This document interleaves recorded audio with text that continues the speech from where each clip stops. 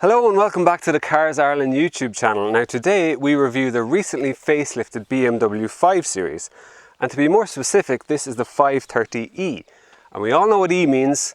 This is a plug-in hybrid, because E for electricity. See what they did? Proud sponsors of the Cars Ireland YouTube channel.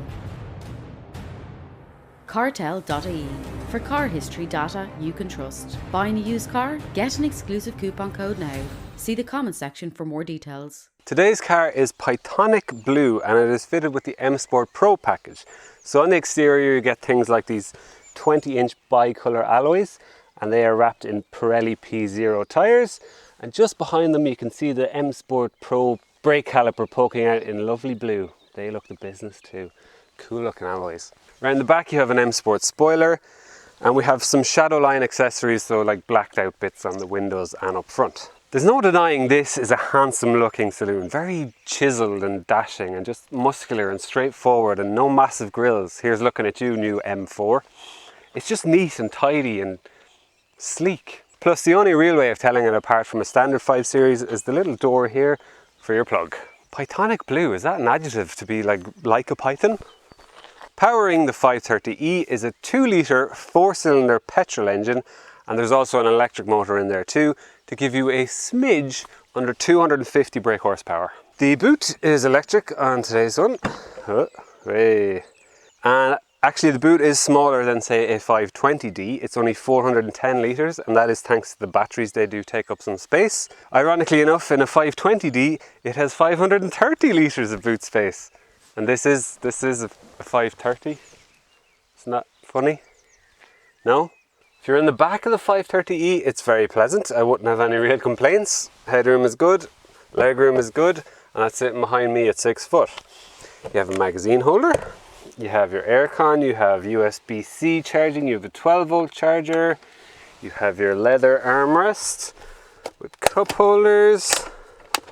The only downside I see is the large hump in the middle. I would not fancy being there, but either side is very nice, and you have ISOFIX points too. There's no denying that the interior of the 530e is an incredibly well appointed place, and just the highest quality of materials used. And also it's very visually pleasing and just a nice thing to look at.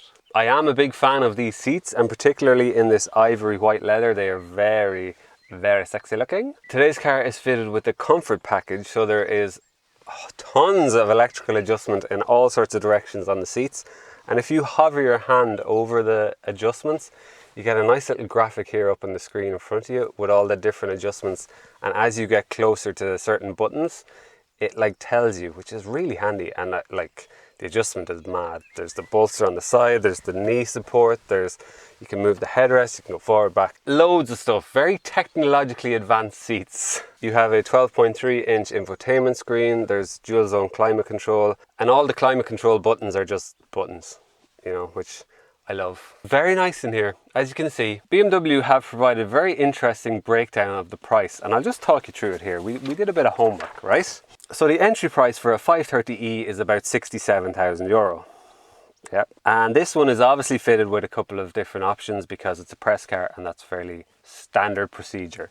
So we have the visibility pack, which is some high-tech headlights and those BMW laser lights we were talking about earlier, and that is €1,400. You have a technology pack, which is a head-up display, Harman Kardon speakers, enhanced Bluetooth with wireless charging, and BMW gesture control, which is when you control the stereo and stuff by gesturing. And it's silly, but there you go, it's an option. Moving on, we have a comfort pack, which is a heated steering wheel, the electric boot, some sensors for the doors when you have the key and they'll open when you're beside it, and the comfort seats that I was just talking about.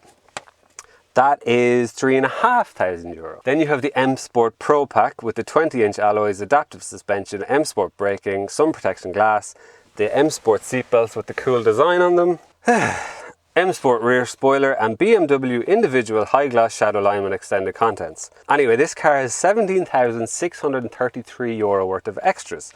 So all in, this car will cost you €84,630. But BMW provide the breakdown of VAT and VRT, which is very interesting. If you were to buy this car without VAT and VRT, it would cost just under 60,000 euro. Then you get VAT at 13,700 euro, VRT at about 11,000 euro, so all in 84,630. There you go, there's a little insight into the Irish government and how we price cars here. God, that's a killer.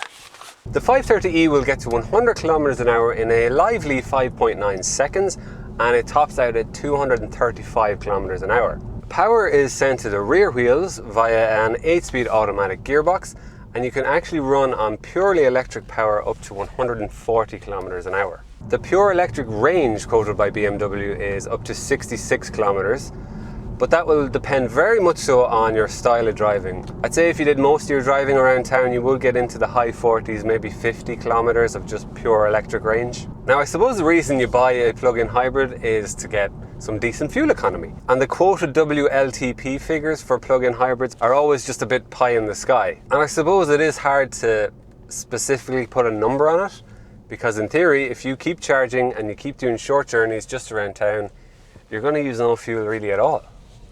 But if you do longer journeys and you run out of battery, you're obviously going to use more fuel. This particular car has done nearly 6,000 kilometers, and it's getting an average of 8.3 litres per 100 kilometers. The only problem with that is I have no idea how disciplined other people were with charging or what style of driving they've done. So it really is a conditional fuel economy on plug-in hybrids. Now, the 530e is a bit porkier than your more standard 520 petrol or diesel. In fact, it's about 250 kilos heavier than the 520i, the petrol model. Now, you do notice that weight, but it's still very engaging and very composed in the corners, and still quite a joy to drive. Even if I would like it just to be a bit lighter on its feet. At times you do feel that weight. It's still a very engaging package to drive and very fun at times too.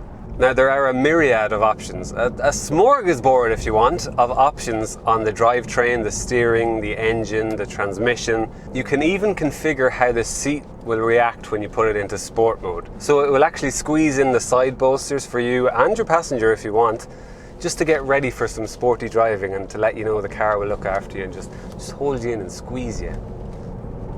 Ah, it is good. Yeah. I do feel comfort is probably a bit compromised in the plug-in hybrid model.